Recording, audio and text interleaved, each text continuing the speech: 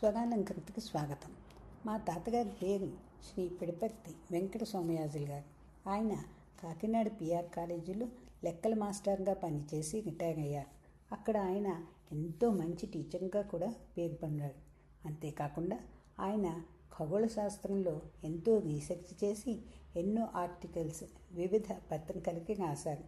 రేడియోలో ఖగోళ శాస్త్రం గురించి మాట్లాడేవారు కూడా. ఒకసారి ప్రతి నెలకి విజయవాడ రేడియో స్టేషన్కి వెళ్ళి ఆయా నెలల్లో వచ్చే నక్షత్రాల గురించి మాట్లాడారు.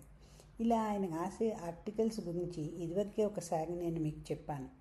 ఆయన ఈ విషయంగా భారతదేశంలో ఉన్న ఎంతోమంది పండితులతో ఉత్తర ప్రత్యుత్తరాలు జరిపేవారట. ఇవన్నీ మాకు మా నాన్నగారు చెప్తే తెలిసింది. కానీ మాకు తెలిసిన తాతయ్య గురించి ఈరోజు నేను మీకు చెప్పదలుచుకున్నాను. తాతయ్య చూడటానికి సాదాసీదాగా ఉండేవారు. మనిషి కూడా సన్నగా చిన్నగా ఉండేవారు. ఆయన అందరూ సభాపింకి అనేవారట. కానీ ఆయనంతటి గొప్ప లెక్కల టీచర్ కూడా లేదనేవారట. గుండు పిలకతో అదేదో పాటలో గుండు పిలక బాపూజీ అంటూ గాంధీ తాతను వర్ణించినట్లు ఉండేవారన్నమాట. రోజు పొద్దున్నే స్నానం చేసి నుదుట విభూది ఎగని కుంకుమ బొట్టు పెట్టుకుని సంధ్యావందనం చేసుకుని కూర్చునేవారు. నా ఫ్రెండ్స్ అందరూ మీ తాతగా నచ్చు గాంధీ తాతలాగా ఉంటారే అనేవారు. అయితే మాకు మాత్రం తాతయ్యే కదా.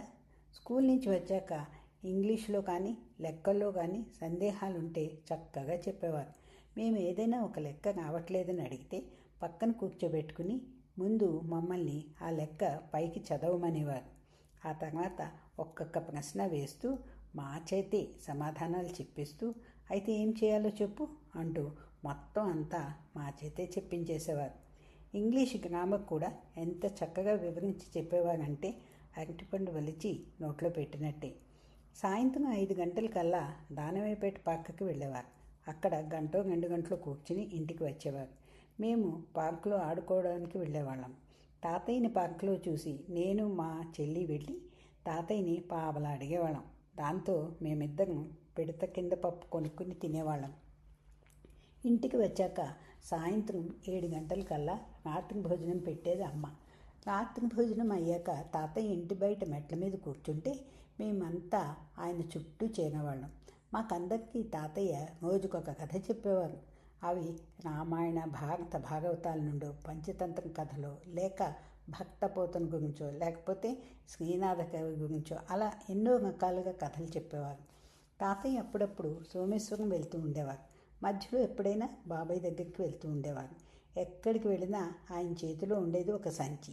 అందులో 4 జతల బట్టలు, చిన్న మందుల సంచి, ఒక ముడుచుకునే విసినకర్ర ఉండేవి. చేతిలో ఒక చేతికర్ర కానీ లేకపోతే ఒక గొడుగు కానీ ఉండేది. కళ్ళకి చత్వారం కళ్ళజోడు ఉండేది.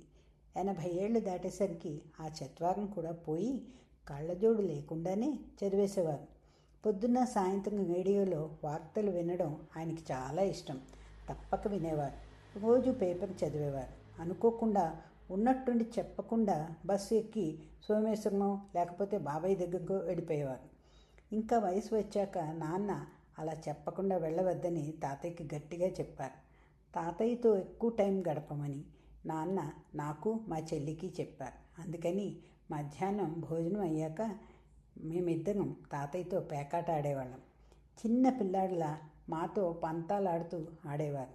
తాతయ్య మందుల సంచిలో ఒక డబ్బాలో ఒక చూర్ణం ఉండేది. అది అజీర్తికి వేసుకుంటారని తాతయ్య చెప్పారు. ఒకసారి కొంచెం అడిగి తింటే మాకు ఆ రుచి చాలా నచ్చింది. అక్కడ నుండి నేను మా చెల్లి తాతయ్య దగ్గరికి వెళ్ళి తాతయ్య కడుపు నొప్పి అంటూ పొట్ట పట్టుకుని నటించేవాళ్ళం. తాతయ్య ఆ చూర్ణం ఇవ్వగానే ఇద్దరం దాన్ని నోట్లో వేసుకుని పరిగెత్తేవాళ్ళం. మా తాతయ్యకి సర్కస్ అంటే కూడా చాలా ఇష్టం. ఒకసారి మా బాబాయ్ ఉండే ఊరికి సర్కస్ వస్తే నన్ను మా చెల్లిని చిన్నక్కని ఆ ఊరికి తీసుకెళ్ళి మరీ ఆ సర్కస్ చూపించారు. మా అమ్మ మా అక్క చెల్లెలు ముగ్గురిని సినిమాకి పంపనంటే నేను తోడు వెళ్తాను వాళ్ళతో అంటూ మాతో వచ్చేవారు. నా చిన్నప్పుడు మా చిన్నన్నయ్య నన్ను ఏడిపిస్తుంటే నన్ను సోమేశ్వరం తీసుకెళ్ళాలని మీకు ముందే చెప్పాను. అలా మా తాతయ్యతో నాకెన్నో మంచి అనుభవాలు ఉన్నాయి.